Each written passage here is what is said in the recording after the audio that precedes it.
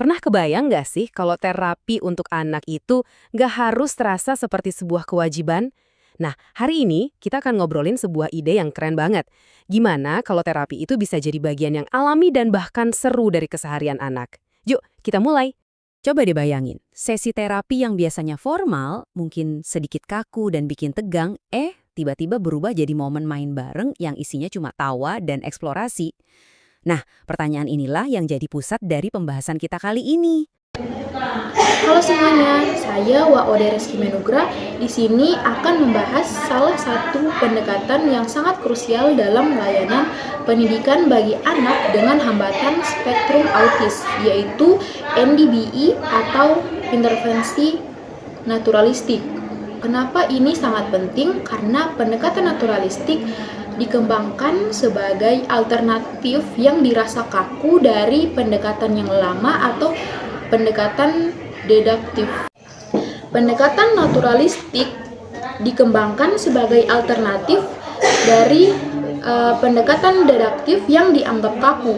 Pendekatan ini memanfaatkan lingkungan sekitar sebagai subjek dan mengoptimalkan peluang-peluang dalam interaksi sosial untuk menstimulasi komunikasi. Selanjutnya, pendekatan ini juga menggunakan benda yang disukai atau diinginkan penyandang autisme sebagai reinforcement yang memunculkan komunikasi.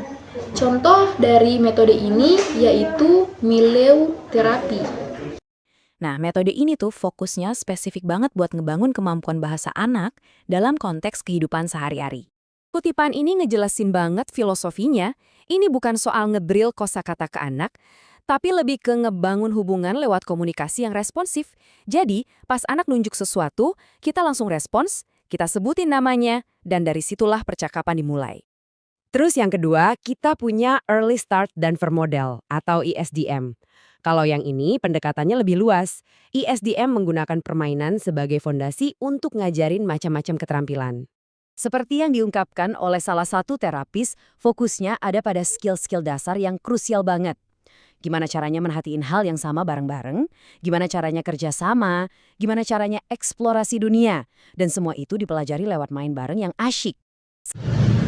Dan yang paling penting menurut Daughtry dan Johnson pada tahun 2023 adalah natural contingencies, yang artinya penguat atau hadiah yang diberi itu harus dengan aktivitas sesuai dengan aktivitasnya.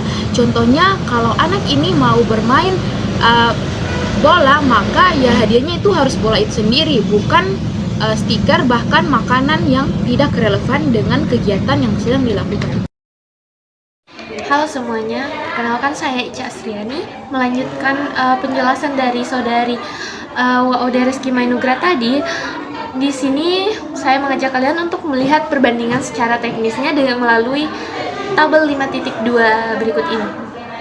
Nah, bisa dilihat di sini kalau prosedur analog itu menggunakan sesi belajar yang lebih terstruktur dan kaku, di mana kendali sepenuhnya itu ada pada guru untuk menentukan kapan instruksi dimulai dan stimulus apa yang digunakan. Nah, biasanya guru akan menggunakan stimulus yang sama secara berulang-ulang dalam konteks akademis. Nah, untuk mengajar tujuannya itu untuk mengajar suatu respons spesifik yang dianggap benar. Penguat atau hadiahnya pun bersifat buatan, seperti memberikan stiker, permen, atau snack kepada anak yang seringkali hadiahnya itu tidak berhubungan dengan apa yang sedang dipelajari.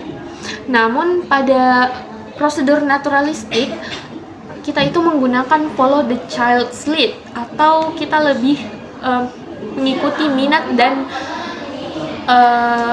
inisiatif dari anak itu sendiri, di mana prosedur ini tuh lebih santai dan longgar karena kegiatannya yang menyatu dengan rutinitas sehari-hari anak. Nah, disinilah anak itu menjadi inisiator berdasarkan minat yang mereka miliki saat itu, dan guru menggunakan berbagai stimulus yang ada di lingkungan sekitar secara spontan. Hal ini itu didukung oleh temuan dari Gilliam dan kawan-kawan pada tahun 2003 yang menyebutkan bahwa anak dengan kemampuan imitasi yang rendah justru akan merasa kesulitan jika dipaksa menggunakan model analog ini yang kaku dan terlalu terstruktur. Mereka jauh lebih cepat menyerap materi melalui model naturalistik karena konteksnya itu lebih bermakna bagi mereka. Nah, sebagai perbandingan yang lebih nyatanya, mari kita ambil contoh dalam mengajarkan untuk membuka sesuatu. Kalau di model analog, guru itu mungkin akan duduk di depan anak dengan sebuah toples kosong, lalu memberikan instruksi untuk membuka toples tersebut sampai berulang-ulang kali sampai anak benar-benar melakukannya. Lalu ketika anak berhasil, guru mungkin akan memberikan hadiah berupa biskuit atau permen kepada anak sebagai hadiah buatan. Tujuannya murni untuk latihan motorik dan kepatuhan instruksi. Tapi pada model naturalistik, anak guru itu menunggu sampai si anak merasa haus dan kesulitan untuk membuka botol minumnya. Di saat itulah guru mulai masuk dan mengajarkan kata buka untuk anak bisa berhasil membuka botol tersebut. Dan hadiah alaminya adalah anak bisa meminum langsung air dari botol itu. Jadi perbedaannya jelas ya teman-teman. Kalau analog itu kita lebih fokus pada akurasi lewat pengulangan. Nah, sementara untuk model naturalistik kita itu berfokus pada fungsi komunikasi dalam kehidupan nyata anak. Berbicara soal efektivitas, meta-analisis terbaru pada tahun 2026 oleh Han dan kawan-kawan mengonfirmasi kalau NDBI ini tuh memberikan dampak yang sangat signifikan terhadap perkembangan komunikasi sosial. Nah, selain itu, Novianti dan kawan-kawan pada tahun 2022 juga menekankan peran penting orang tua sebagai Konsisten mediator buat utama. Keterlibatan ini bentuknya bisa macam-macam. Ada yang bentuknya edukasi, jadi orang tua dibekali ilmunya. Ada juga yang langsung jadi fasilitator, jadi terapis di rumah. Tapi yang paling umum sih kombinasi keduanya.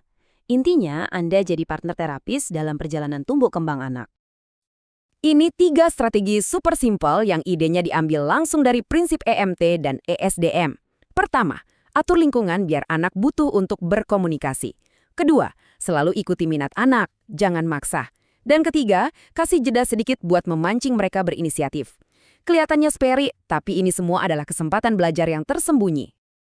NDBI ini tidak akan maksimal tanpa adanya dukungan dari orang rumah. Nah, hasilnya berdasarkan riset dari Risnawati dan kawan-kawan pada tahun 2025, anak-anak yang lingkungannya menggunakan prinsip-prinsip naturalistik menunjukkan skor kemandirian atau ADL yang jauh lebih tinggi dalam aktivitas harian seperti makan dan berpakaian. Sebagai kesimpulan, pendekatan naturalistik ini menawarkan cara pendekatan yang lebih manusiawi dan inklusif bagi anak-anak hebat kita. Semoga paparan berbasis literatur ini bisa bermanfaat bagi rekan-rekan mahasiswa sekalian. Terima kasih atas perhatiannya. Lebih dan kurangnya mohon dimaafkan.